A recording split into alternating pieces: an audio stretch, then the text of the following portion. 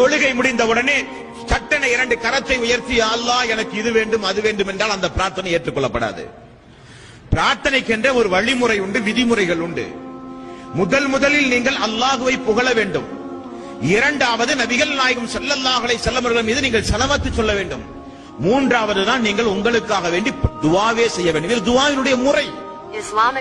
எடுத்த உடனே நாம் நம்முடைய தேவைகளுக்காக வேண்டி அல்லாஹ்விடத்திலே கேட்டால் அந்த துஆ வானத்திற்கும் பூமிக்கும் இடையிலே அந்தரத்தில் தொங்கும் என்று ரசூல் ஸல்லல்லாஹு அலைஹி வஸல்லம் அவர்கள் கூறினார்கள்.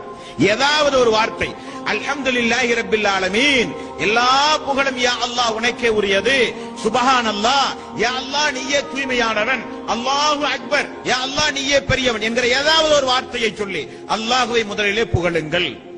இரண்டாவது நபிகள் நாயகம் ஸல்லல்லாஹு அலைஹி வஸல்லம் அவர்கள் மீது நீங்கள் ஸலவாத் சொல்லுங்கள். அல்லாஹும்ம ஸல்லி அலா முஹம்மதின் வ அலா ஆலி முஹம்மதின், அத்தஹியாத்திலே ஓதுற ஸலவாத். மூன்றாவது தான் நீங்கள் உங்களுக்காக, உங்களுடைய குடும்பத்திற்காக, உங்களுடைய கபர் வாழ்க்கை மறுமை வாழ்க்கைக்காக, ஹிதாயத்திற்காக எல்லாம் அல்லாஹ்விடத்திலே கேட்க வேண்டும்.